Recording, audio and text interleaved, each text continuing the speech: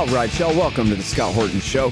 I'm the director of the Libertarian Institute, editorial director of antiwar.com, author of the book Fool's Errand, Time to End the War in Afghanistan, and the brand new Enough Already, Time to End the War on Terrorism. And I've recorded more than 5,500 interviews since 2003, almost all on foreign policy, and all available for you at scotthorton.org. You can sign up for the podcast feed there, and the full interview archive is also available at youtube.com/Scott Horton Show. All right, you guys, next up is the great Max Blumenthal from The Gray Zone, author of Goliath and the 51-Day War. And, it's on the tip of my tongue. I forgot. Got a whole pile of books by Max back there. Welcome back to the show. How you doing, man? Good to be back. What's the latest book again? The Management of Savagery. Oh, of course. Jesus Christ. It's the Max Blumenthal version of Enough Already. It's the exact same book, only different, by this great guy. I got what Biden's got. You have to forgive me. That's no disrespect. I love that book. It's absolutely fantastic. And it is, as I've said before, I was afraid that you and other people would think that I was ripping you off since your book came out first, because they're both so much alike, starting at 79 and all the way through and all the way through. For all you Max Blumenthal fans, get that book and read it. It's great. And then Goliath is the masterpiece about Israel, written back a decade ago, of course, and the 51-Day War about 2014. And, man, you have just been doing such a great job reporting on the current conflict in the Gaza Strip there for, since October, and especially debunking the war propaganda of the Israelis. And this is some serious stuff. And, we're going to talk about the deafening silence about it all a bit in a minute, but you have done such a great job deconstructing this story by Jeffrey Gettleman, who's usually mongering war in Africa, but in this case has come and written this thing, Screams Without Words, How Hamas Weaponized Sexual Violence on October the 7th. And then you have at The Gray Zone, your takedown with Aaron Mate, I always say it wrong, with Aaron Mate, Screams Without Proof, Questions for NYT about shoddy Hamas mass rape report. And you've been doing the rounds. I've seen a few interviews that you've done about this as well, including on the Robbie Suave show and all that kind of thing. Doing a really great job. So I don't know, I guess just basically take us through kind of overall the thrust. I guess we get the title of Gettleman's piece here, but what are his claims? What's his evidence, and what do you make of it? Well, I don't want to go down the rabbit hole too far. If you want to do that, read my questions with Aaron to the New York Times. But this article was supposed to sort of be the pinnacle of a propaganda campaign launched by the Israeli government, which is responsible for furnishing a lot of the so-called witnesses to the New York Times and company, Gettleman and company. And it really began after the first prisoner swap, so far the only prisoner swap, which produced like the only happy moments of this war, although it was in actually many ways, these were deeply unhappy moments for large sections of the Israeli public and the Israeli government, with Israelis coming out of captivity in Gaza and Palestinians coming out of torture and political imprisonment in Israeli jails. The Israeli women were coming out and smiling to their captors and waving goodbye. And the Israeli government cooked up some lie that they'd all been put on Klonopin, which is why they didn't seem upset or terrified. And then they weren't allowed to give testimony to the public. One woman who'd been released, an old 85-year-old woman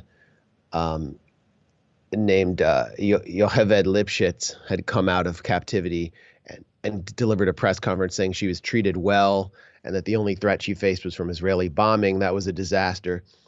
So they had hoped that these women would come out and say, yeah, we were raped continuously and it was horrible and we need to keep the military campaign to destroy Hamas and everyone in Gaza is guilty. That's what the right-wing coalition government of Netanyahu had hoped. It didn't happen. So suddenly we start hearing that Hamas used systematic sexual violence on October 7th, but it screams without words. In other words, screams without evidence. There are no direct testimonies. The Israeli government is unable to furnish one survivor. Not only that, they're unable to point to any victims. The Israeli police, since the New York Times published this piece, have said that there's no physical evidence to corroborate the claims of the main police witness, who's identified as a 24-year-old accountant named Sapir in the piece. We pointed out that she said she saw Hamas militants displaying 3 decapitated heads of 3 rape victims. There is no physical record of any decapitations of women on October 7th.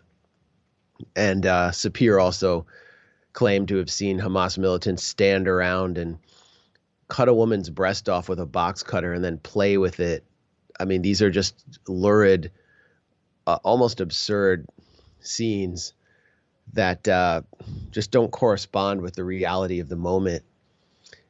You have let me stop you right there for just 1 second. Yeah. I'm sorry to interrupt your train of thought, but it really is what they call the big lie technique, whoever is calling it that, where, as absurd as it is, isn't it more absurd that someone would make that up?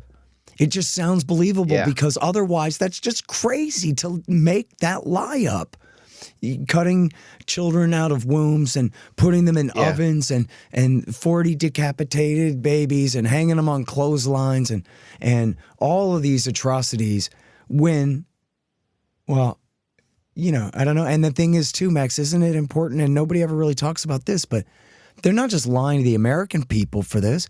They're lying to the people of Israel. They're lying to people who lost their mothers and sisters and wives in that thing, who are being led to believe that they were sexually tortured to death and all of this stuff, when really they were just murdered, which is already the worst thing that could ever happen to someone, So that's why the family of the person who is Exhibit A in this New York Times piece, the woman in the black dress, Gal Abdush, her sister and her brother-in-law came out and condemned the New York Times and said she was not raped.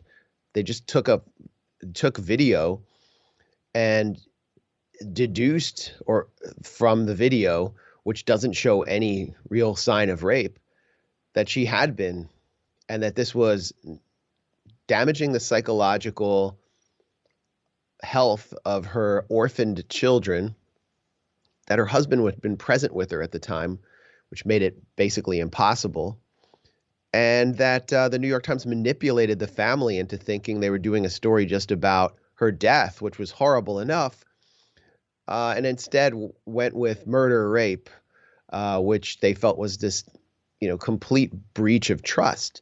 And the New York Times has never addressed this.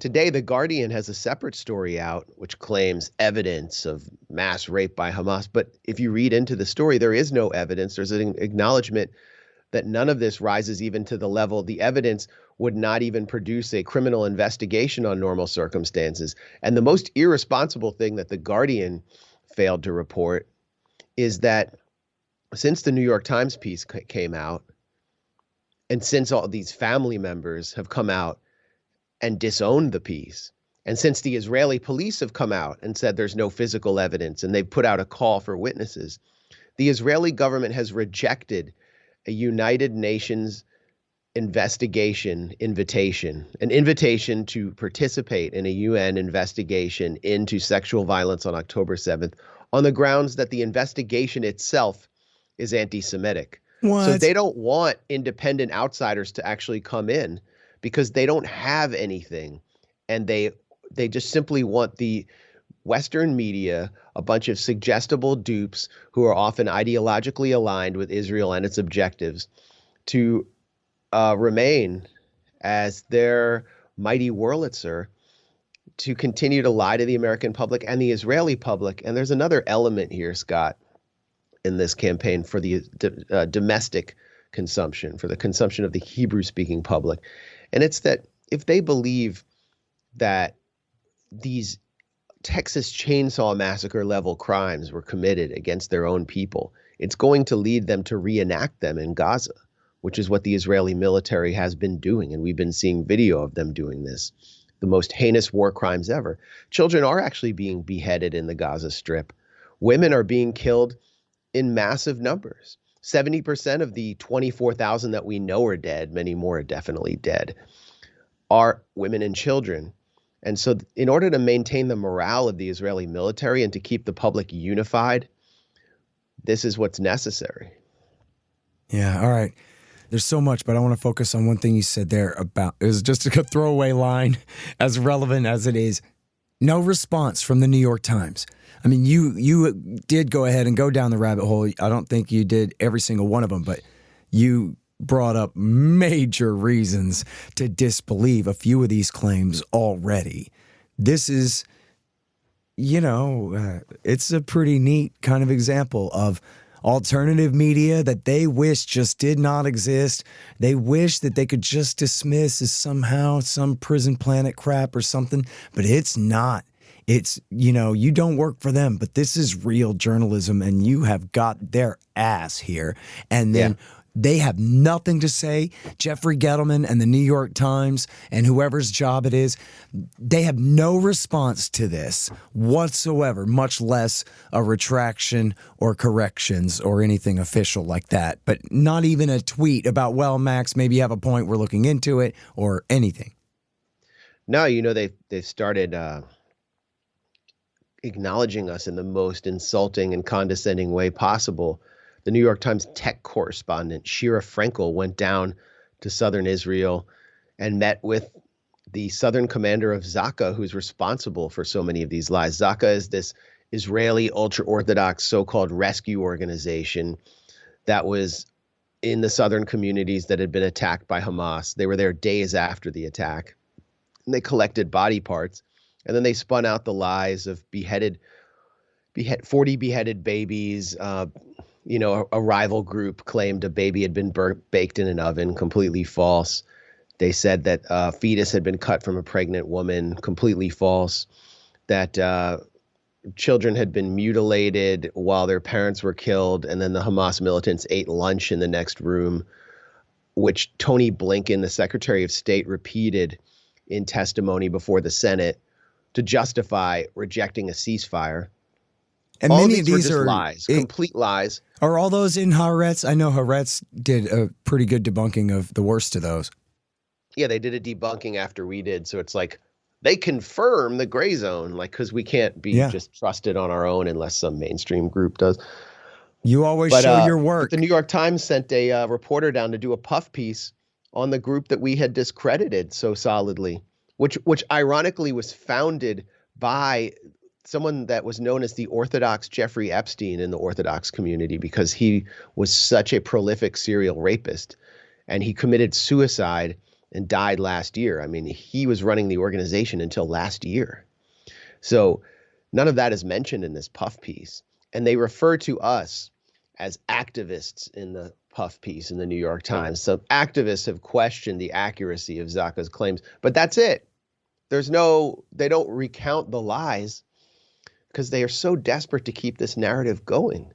And what's so funny here, or sad, honestly, is that you clearly have these Jewish liberal reporters who hate what we're doing because they identify with Israel, but they also, whether it's the New York Times staff or Jake Tapper, Dana Bash, the Washington Post sent some reporter to attack us who is obviously a Jewish liberal Zionist.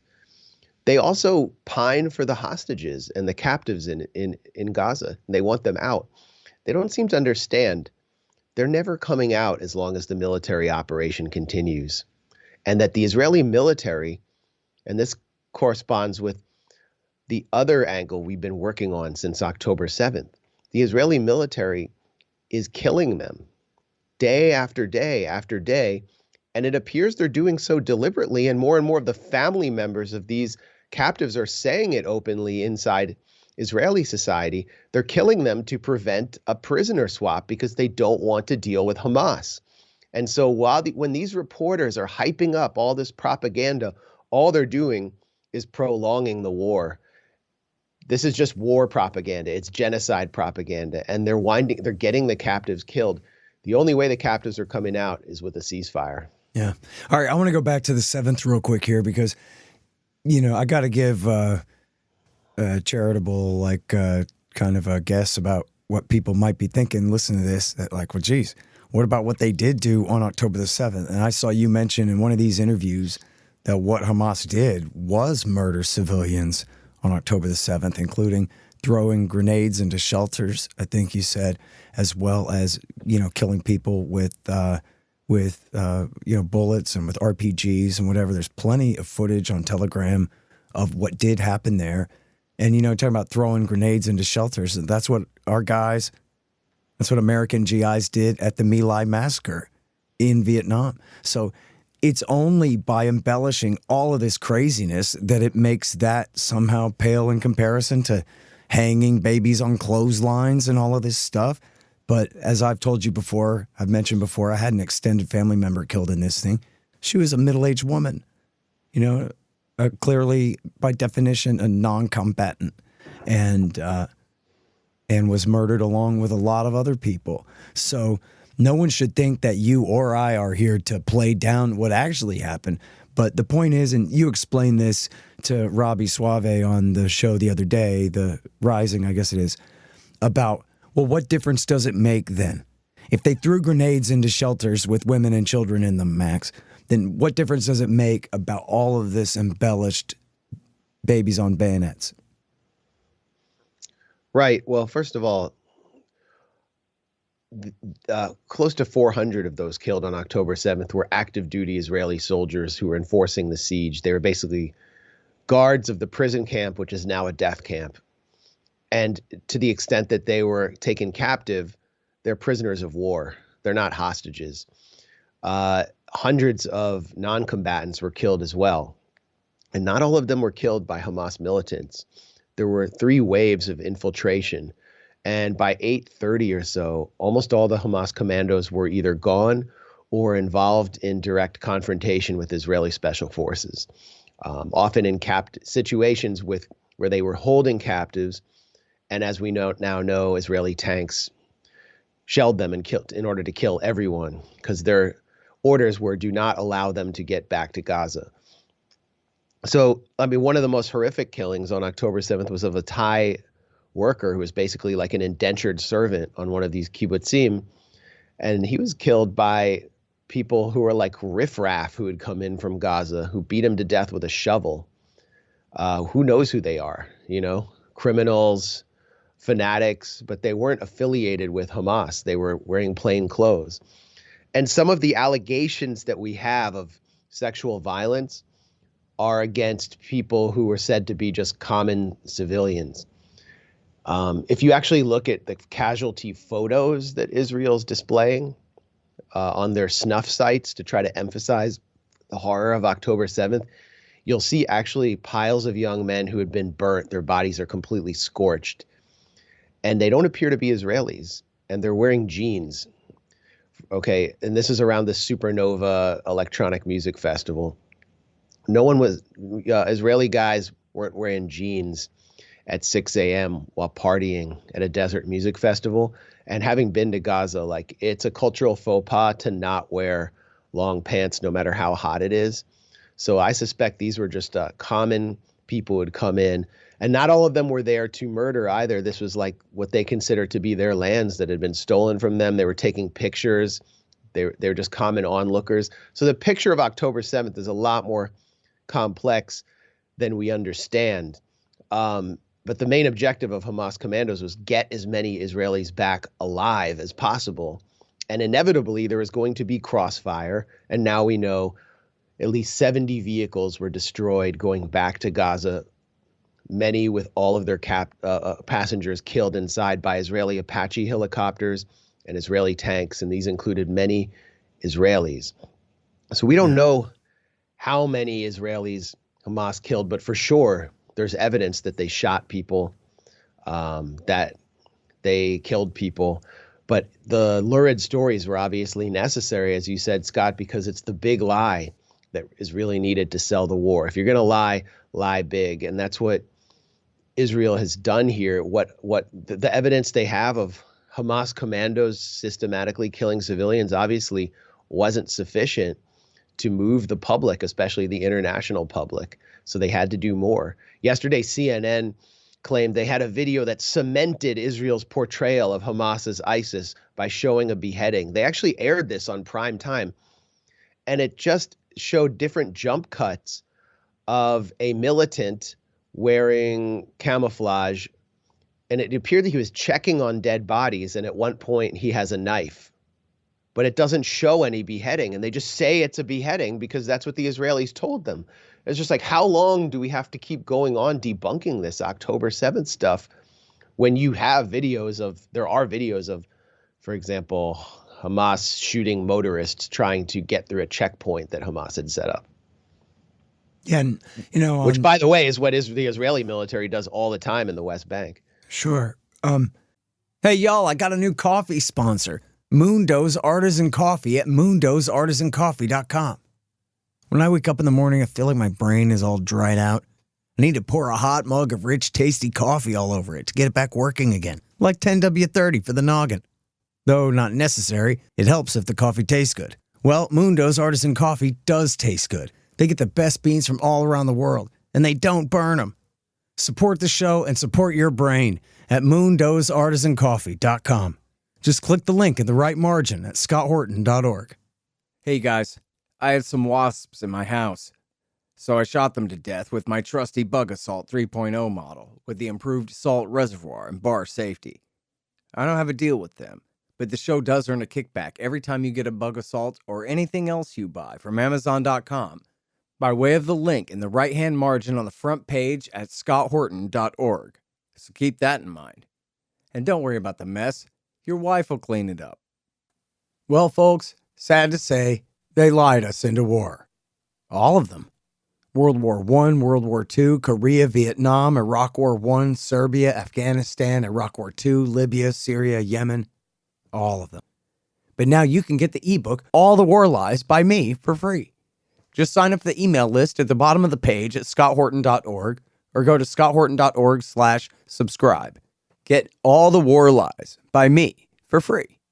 And then you'll never have to believe them again.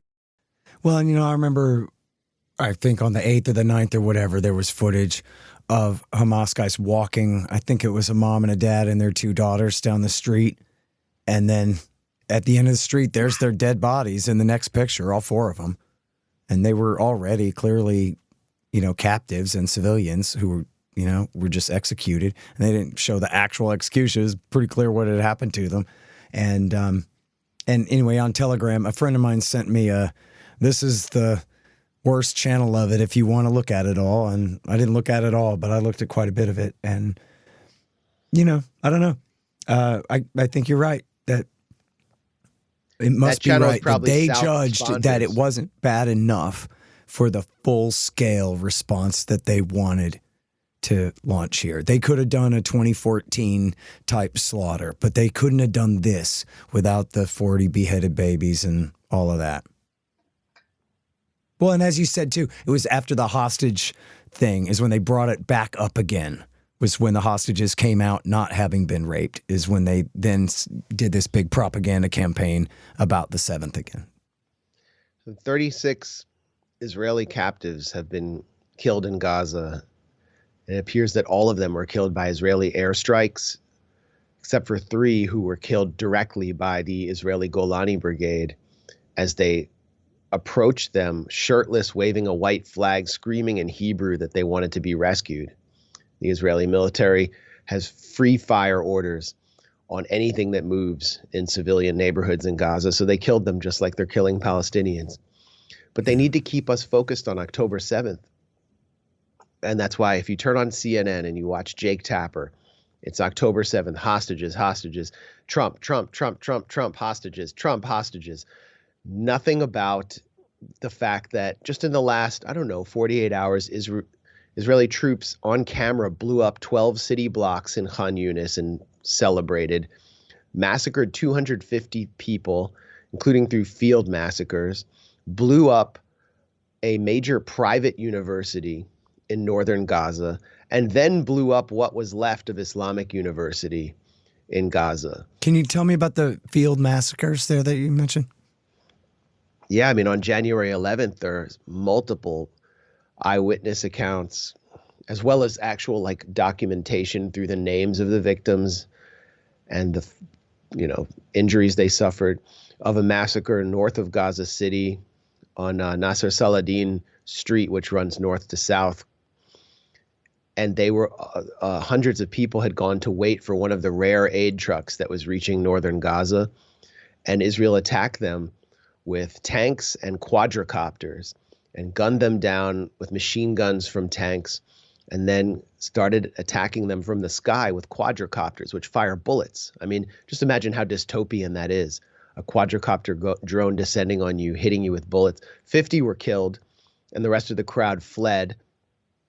You can easily find video of people fleeing bombing in order to get flour in Gaza. This is happening all the time.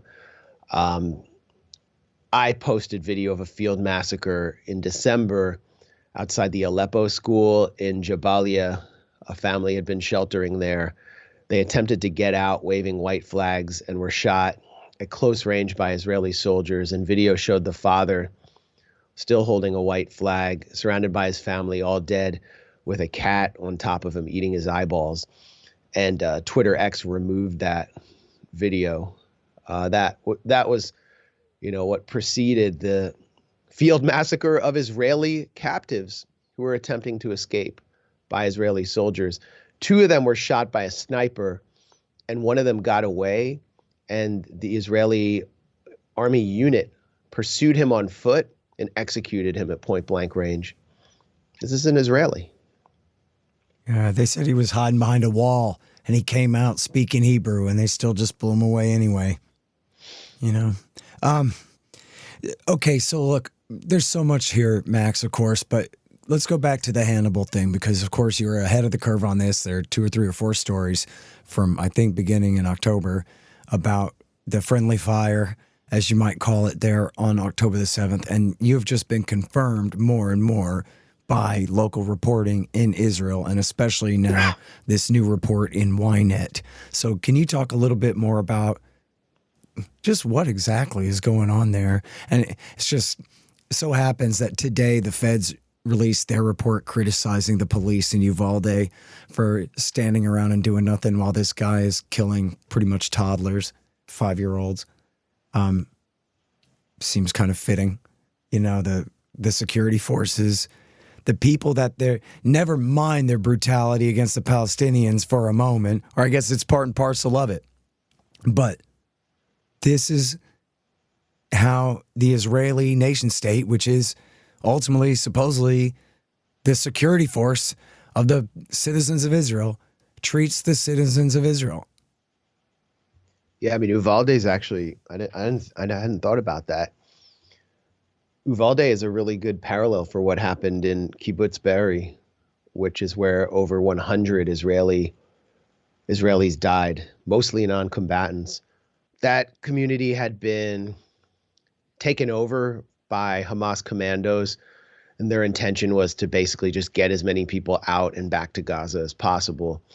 But many of them became kind of trapped in homes with captives. There was one home owned by a family called Pessi Cohen, where some 40 Hamas commandos had been holed up with about 15 captives. Many of them were laying out on the front lawn, and it was surrounded by Israeli special forces. But hundreds of Israeli special forces had waited outside Kibbutz Be'eri and were never given the order to go inside. And instead, Major General, I think it's Major Barak Hiram, who is now a huge figure in the Israeli military, comes from the religious nationalist camp, is leading the assault on Gaza. He gave the orders to send in tanks, and for the tanks to fire on the homes of Israelis with the Israelis inside in order to prevent the Hamas commandos from coming out or to prevent negotiations. And they fired 2 tank shells on the Pesci Cohen home and killed everyone inside. And then there were 2 children who were killed in that assault from the Hetzroni family. They were both 12 years old.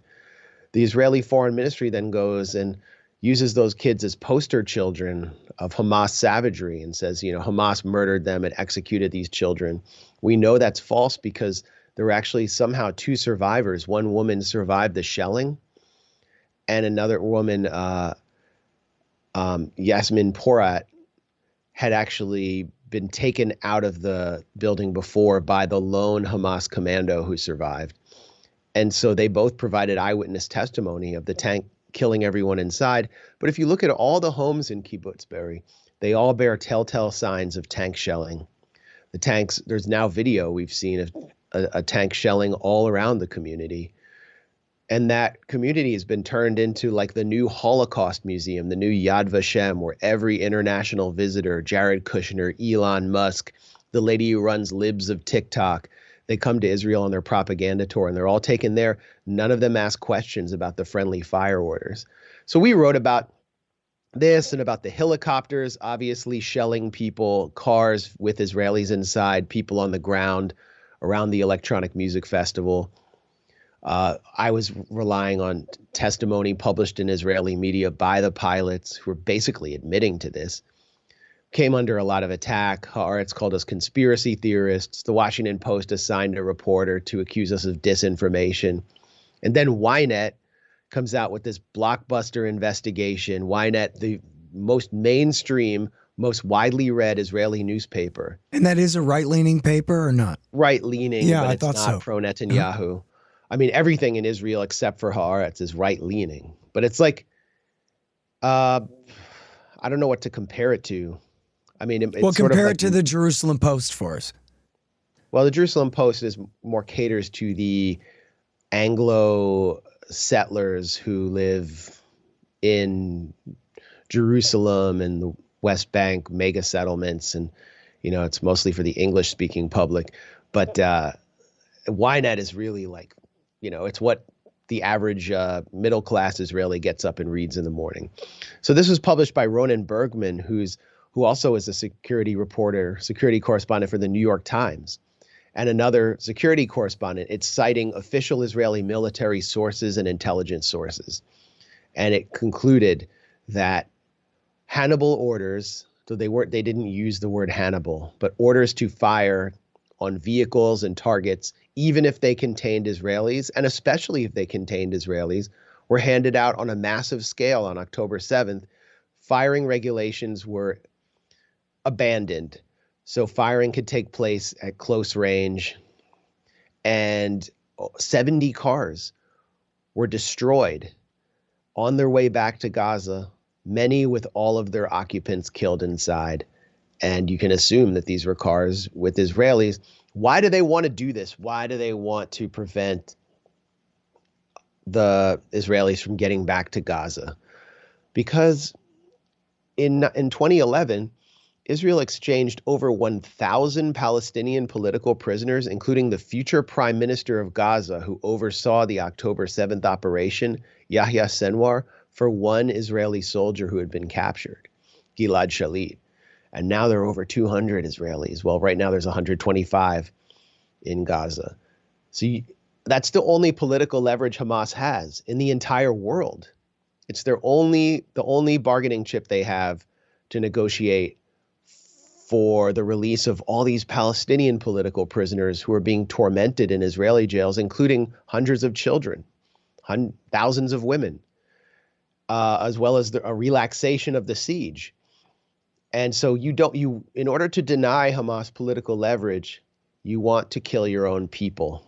You enact the Hannibal procedure. This to me is one of the, aside from genocide, which is a pretty big scandal, this is one of the biggest scandals of the war. Yeah. It's just, the whole story is so crazy, including this latest one by you and Wyatt Reed. Israeli army gassed my son like Auschwitz. Mother of slain Israeli soldier says. Now, I read this is, well, I'll just fucking rephrase that. What the hell is going on here, Max? Well, yeah. The Israeli military had been batting around this plan to either flood the tunnels underneath Gaza. There are some 450 kilometers of tunnels, which make it hard for them to, quote unquote, eradicate Hamas, or to fill them with poison gas. And the families of the hostages had been begging Israel's war cabinet openly to not carry out these operations because it would kill their own children, but they did it anyway. And 3 Israeli soldiers who were captured on October 7th, including Ron Sherman, the son of this woman, were gassed to death. They know he was gassed to death because of the injuries that he suffered. They got his body back and so on. His fingers were crushed. He was trying to climb out of what his mother called his toxic tomb. And the Israeli military admitted to using poison gas. They did. So, wait. Pardon me, just to be specific here.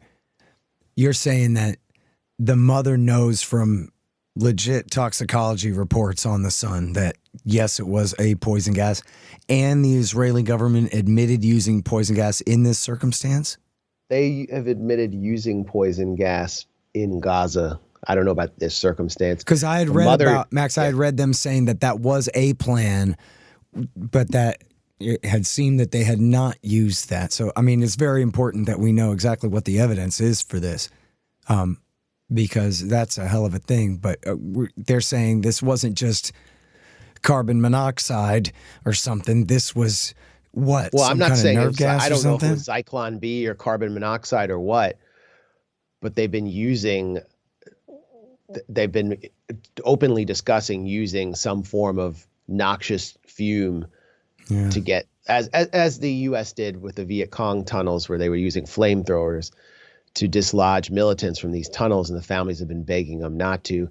But as I said, the mother has looked at her son's injuries along with, I guess, forensic pathologists, and the mother concluded that he was trying to escape while being suffocated. And obviously there's nothing to gain for Hamas to just suffocate or execute these prisoners. I could go through other instances where the Israeli military actually tried to liberate captured soldiers in Gaza, and it didn't go too well. Well, I mean, she explicitly accuses the Israeli government here. I wonder if hey, I'm just a radio guy. You're the reporter. I wonder if you could follow up with her and how she knows that, and the doctor, what told her about the injuries to his lungs, etc.